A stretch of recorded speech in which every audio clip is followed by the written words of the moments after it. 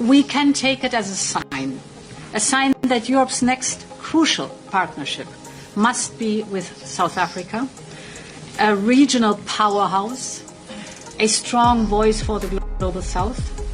Thank you so very much, and I'm very glad that it is South Africa.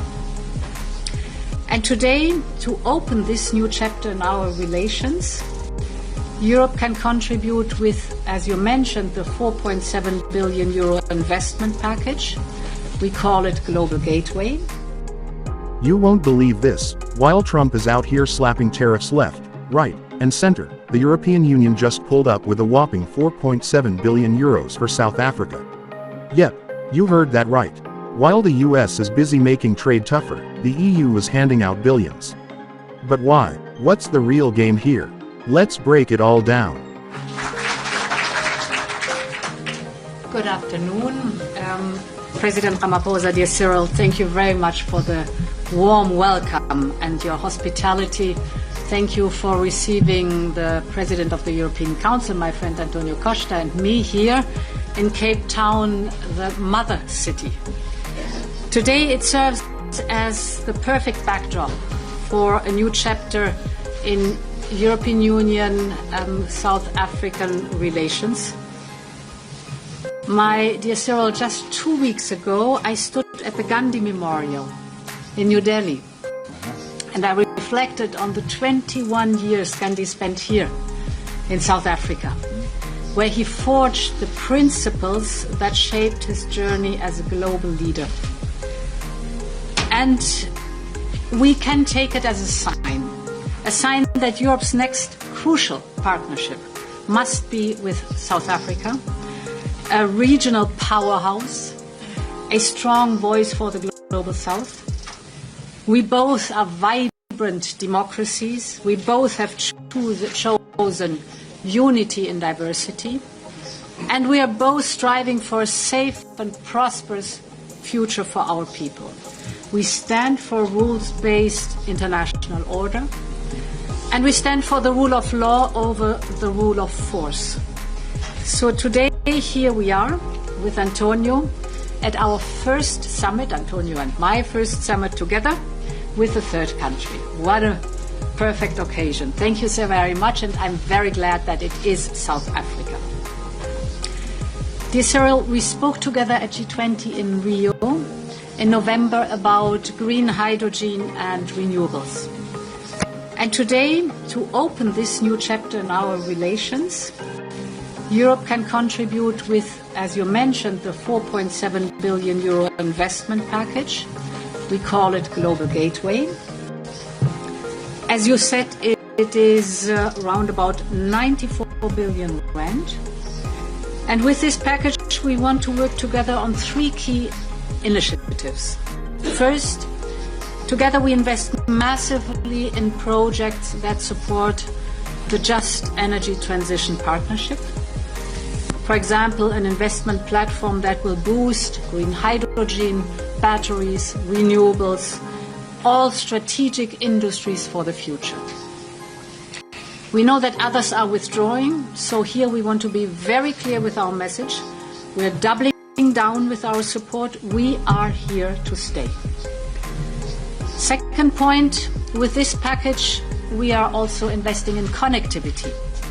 We're investing in transport corridors like the north-south Lubumbashi to Durban route, to upgrade railway and port infrastructure, so important for connectivity. And we are also investing together in digital networks. We will work on fiber and 5G, for example, so that South Africa as a whole country is connected, but also, of course, connected to the rest of the world.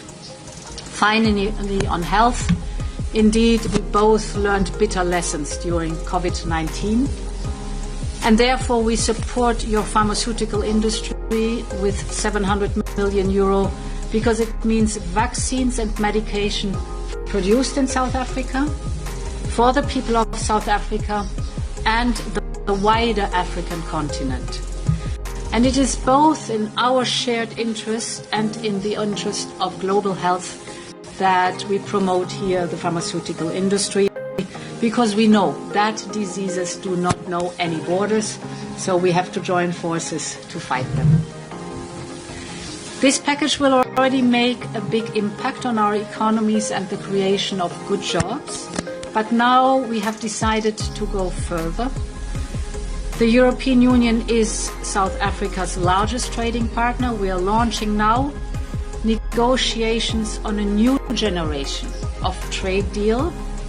We call it a clean trade and investment partnership, and South Africa will be the first to sign such an agreement. Basically, it is focusing on investment in clean energy transition, from hydrogen to renewable, you name it, but of course very much focusing also on skills, on the new technologies of the future. So, first things first, what exactly is happening with these Trump tariffs? Well, in classic Trump fashion, he's making headlines with his aggressive trade policies. His administration has decided to impose heavy tariffs on several countries, and South Africa just happens to be caught in the crossfire. The idea is to push his America First agenda, forcing more local production and reducing dependency on foreign imports. But here's the catch: this move doesn't just hurt South Africa, it shakes up global trade in a major way. Now, enter the European Union. While the US is making it harder for countries like South Africa to trade, the EU sees an opportunity. They're pledging 4.7 billion euros in funding, which is an absolutely massive amount. To put that into perspective, that's enough to build thousands of schools, hospitals, and infrastructure projects across the country. So why is the EU suddenly feeling so generous? Well, let's be real, nothing in politics is ever truly free. The EU isn't just handing over 4.7 billion euros out of the kindness of their hearts. This is a strategic move. Europe wants to strengthen its ties with South Africa, not just diplomatically, but also economically. By investing in South Africa, the EU is creating a stronger ally in Africa, a continent with immense untapped potential. And let's not forget, the EU is also in a bit of a trade war with the US. Trump's protectionist policies have caused tension with Europe, and this funding could be a way for the EU to push back. By stepping in where the US is pulling back, the EU positions itself as the more reliable partner. It's like saying, hey, if the US doesn't want to play ball, we will. So, where is this 4.7 billion euros actually going? Well, from what we know so far, the funds will be channeled into infrastructure projects, renewable energy initiatives, and boosting economic development. South Africa has been dealing with serious energy crises, rolling blackouts, unstable power grids, you name it. A big chunk of this funding is likely to go toward fixing that mess. But that's not all. There's also a major push for job creation. With unemployment rates in South Africa sitting at record highs, this investment could be a game changer. More funding means more jobs, and more jobs mean economic growth. At least, that's the idea. Of course, not everyone is celebrating just yet. Some critics argue that this funding comes with strings attached. Could this be a form of economic colonization?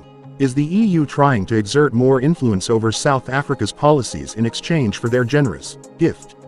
After all, we've seen how international aid and loans have played out in other African nations. Sometimes, these deals come with hidden clauses that leave the receiving country in a tight spot. Then, there's also the question of transparency.